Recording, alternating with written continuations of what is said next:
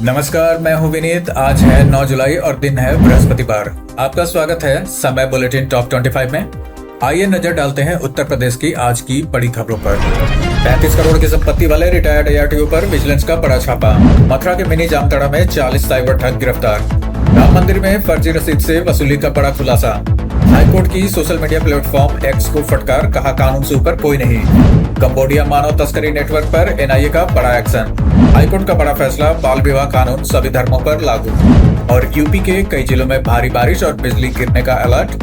अब आगे के समाचार सुनते हैं विस्तार से। वाराणसी से CM योगी का सख्त संदेश, नकल पर प्रहार। वाराणसी में आयोजित कार्यक्रम में मुख्यमंत्री योगी आदित्यनाथ ने शिक्षा व्यवस्था और शिक्षकों की भूमिका पर जोर देते हुए नकल प्रवृत्ति पर सख्त रुख अपनाया। उन्होंने कहा कि देश के भविष्य और अखंडता के साथ किसी तरह का समझौता स्वीकार नहीं किया जा सकता। मुख्यमंत्री ने आचार्य चाणक्य के आदर्शों का उल्लेख करते हुए मजबूत और ईमानदार राष्ट्र निर्माण पर बल दिया। रामलला दर्शन के VIP पास पर रोक, ट्रस्ट ने बदली व्यवस्था। अयोध्या राम मंदिर में रामलला दर्शन के लिए जारी होने वाले VIP पास की व्यवस्था में बड़ा बदलाव किया गया है। नई व्यवस्था के तहत कुछ प्रमुख रेफरेंस ID अस्थायी रूप से निलंबित कर दी गई है, जिससे विशेष पास जारी करने की प्रक्रिया सीमित हो गई है। हालांकि सामान्य ऑनलाइन दर्शन पास पहले की तरह उपलब्ध रहेंगे। हाईकोर्ट की एक्स को फटकार, कानून से ऊपर नहीं कोई प्लेटफॉर्म। इलाहाबाद हाईकोर्ट ने एक साइबर अपराध मामले में सुनवाई के दौरान सोशल मीडिया प्लेटफॉर्म एक्स के जांच में सहयोग न करने के रवैये पर नाराजगी जताई। अदालत ने कहा कि भारत में काम करने वाली किसी भी डिजिटल मंच को भारतीय कानून और जांच एजेंसियों के प्रति जवाबदेह होना होगा। कोर्ट ने स्पष्ट किया कि कानून के उल्लंघन पर कार्रवाई से कोई भी संस्था बच नहीं सकती। 60 साल पुराना SOP एक्ट खत्म होगा, लागू होगा OSH कोड। उत्तर प्रदेश में 60 साल से अधिक पुराना SOP एक्ट 1962 जल्द समाप्त हो जाएगा।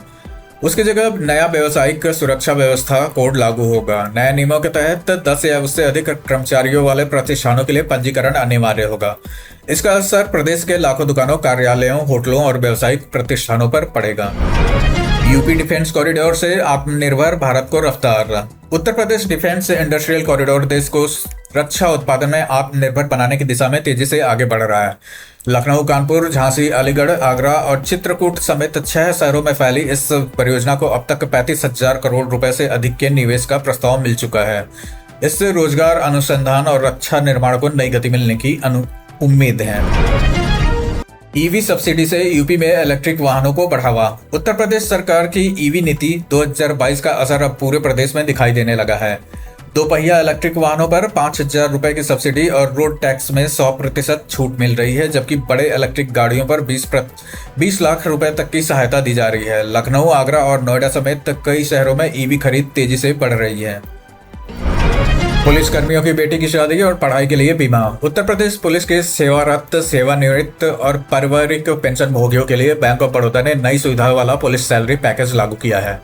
इसके तहत पुलिस कर्मियों की बेटी की शादी और बच्चों की उच्च शिक्षा के लिए भी बीमा सुरक्षा मिलेगी। साथ ही दुर्घटना में मृत्यु होने पर कुल बीमा कवर 2 करोड़ 30 लाख तक पहुंच सकेगा। यूपी की 13 नदियों के किनारे लगेंगे 3 करोड़ 83 लाख पौधे।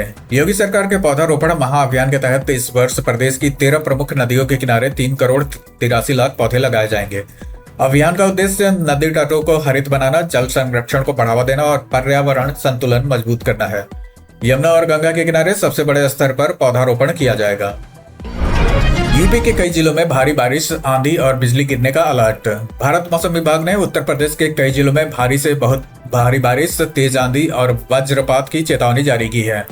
विभाग के अनुसार पश्चिमी और पूर्वी यूपी के कई हिस्सों में 60 किलोमीटर प्रति घंटे की रफ्तार से तेज हवाएं चल सकती है, जिससे जनजीवन प्रभावित होने की आशंका है। मेरठ, आगरा, कानपुर, झांसी, गाजियाबाद और नोएडा समेत कई जिलों में विशेष सतर्कता बरतने की सलाह दी गई है। लोगों को खुले स्थानों पर पेड़ों और बिजली के खंभों से दूर रहने की हिदायत दी गई है। प्रशासन ने आपात स्थिति से निपटने के लिए तैयारियां तेज कर दी हैं। सरकारी जमीन पर बने मदरसों, मस्जिदों पर कार्रवाई की तैयारी। सहारनपुर के देवबंद क्षेत्र में सरकारी जमीन पर बने मदरसों और मस्जिदों और मजारों को लेकर प्रशासन ने सख्त रुख अपनाया है। अवैध कब्जे के आरोप में 11 मुकदमे दर्ज किए गए हैं और संबंधित प्रबंधकों, मुत्तवल्लियों को नोटिस जारी किए गए हैं। प्रशासन ने स्पष्ट किया है कि तय समय में संतोषजनक जवाब नहीं मिलने पर बेदखली समेत अन्य कानूनी कार्रवाई की जाएगी। हाईकोर्ट का बड़ा फैसला, बाल विवाह कानून सभी पर लागू। इलाहाबाद हाईकोर्ट ने अपने एक महत्वपूर्ण फैसले में कहा है कि बाल विवाह निषेध कानून और पॉक्सो अधिनियम सभी धर्मों पर समान रूप से लागू होते हैं। अदालत ने स्पष्ट किया है कि किसी भी धार्मिक या व्यक्तिगत कानून के आधार पर नाबालिग विवाह को वैध नहीं माना जा सकता। यह टिप्पणी बुलंदशहर के एक मामले की सुनवाई के दौरान की गई। वाले रिटायर्ड एआरटीओ पर छापा। लखनऊ में विजिलेंस टीम ने रिटायर्ड एआरटीओ ललित कुमार के ठिकानों पर छापेमारी कर बड़ी मात्रा में संपत्ति का खुलासा किया है। जांच में करीब 13 किलो सोना, 9 किलो चांदी, 1,62,00,000 रुपए नकद समेत कुल 35 करोड़ से अधिक की चल अचल संपत्ति सामने आई है। डीजीपी ने कार्रवाई करने वाली टीम को 1 लाख रुपए इनाम देने की घोषणा की है। प्रयागराज में सरकारी पहाड़ बेचने का मामला 19 पर केस। प्रयागराज के 12 तहसील क्षेत्र में सरकारी पहाड़ भूमि को फर्जी तरीके से निजी नामों पर दर्ज कर बेचने का मामला सामने आया है। जांच के बाद प्रशासन ने भूमि को फिर से सार्वजनिक खाते में दर्ज कराते हुए 19 लोगों के खिलाफ एफआईआर दर्ज कराई है। मामले में एक निजी कंपनी समेत कई लोगों पर फर्जी दस्तावेजों के जरिए जमीन खरीदने बेचने का आरोप है। मथुरा के मिनी जामताड़ा पर छापा, 40 साइबर ठग गिरफ्तार। मथुरा में साइबर अपराध के खिलाफ बड़ी कार्रवाई करते हुए पुलिस ने गोवर्धन, बरसाना और कोसीकला समेत कई इलाकों में छापेमारी की। कार्रवाई में 40 साइबर अपराधी गिरफ्तार किए गए, जिनमें से कई शातिर अपराधी शामिल हैं। पुलिस ने उनके कब्जे से 120 मोबाइल, लैपटॉप, टैबलेट, वाहन और बैंक दस्तावेज बरामद किए हैं। ट्रेनों में लगेगा ब्लैक बॉक्स, इंजन में कैमरे और रिकॉर्डर। रेल सुरक्षा बढ़ाने के लिए अब ट्रेनों में भी विमानों की तरह ब्लैक बॉक्स प्रणाली लगाई जा रही है। पहले चरण में एक ट्रेन के इंजन में इसका ट्रायल किया गया है। इसके तहत लोकोमोटिव में 6 हाई रेजोल्यूशन कैमरे और वॉइस रिकॉर्डर लगाए गए हैं, जो दुर्घटना या असामान्य घटनाओं की जांच में मदद करेंगे। कांवड़ यात्रा में डीजे और कांवड़ की ऊंचाई तय। कांवड़ यात्रा को लेकर मेरठ जोन पुलिस ने इस बार विशेष व्यवस्था की है। प्रशासन ने कांवड़ और डीजे की अधिकतम ऊंचाई 10 फीट और चौड़ाई 12 फीट तय की है। साथ ही डीजे की आवाज 75 डेसिबल से अधिक नहीं होगी। भीड़ प्रबंधन और सुरक्षा के लिए कुछ पुलिसकर्मी कांवड़ियों के वेश में भी तैनात किए जाएंगे। एथेनॉल मिश्रण पर अजय राय ने पीएम को लिखा पत्र।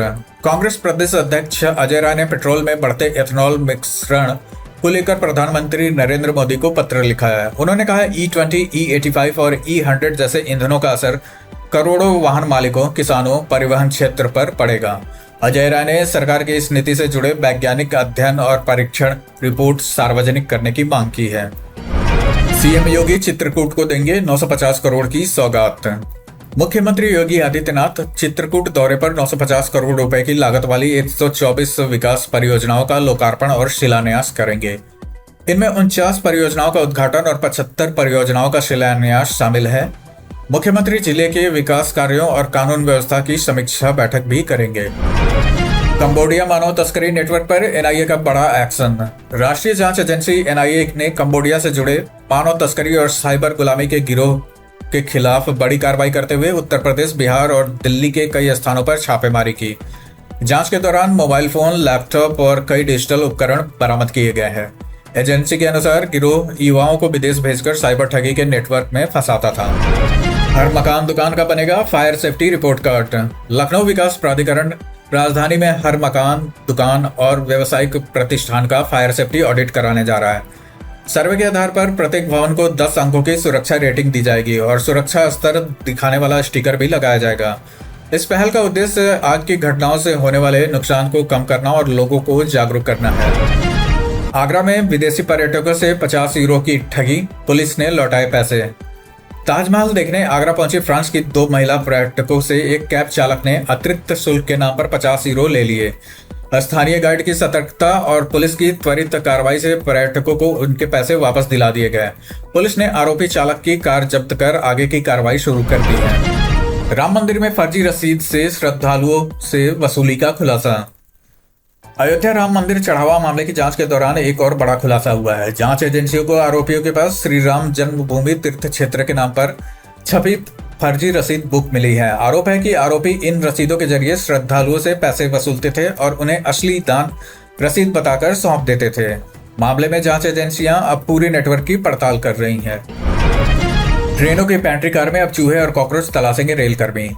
रेलवे बोर्ड ने ट्रेनों की पैंट्री कार में साफ सफाई सुनिश्चित करने के लिए नया अभियान शुरू किया है। अब रेलकर्मी सफाई टीमें पैंट्री कारों में चूहों और कॉकरोच और अन्य कीटों की विशेष जांच करेंगी। रेलवे का कहना है कि इससे यात्रियों की सेहत सुरक्षा होगी और भारतीय रेलवे की छवि को भी मजबूती मिलेगी। कानपुर का जाजमाऊ गंगा पुल 4 महीने रहेगा बंद।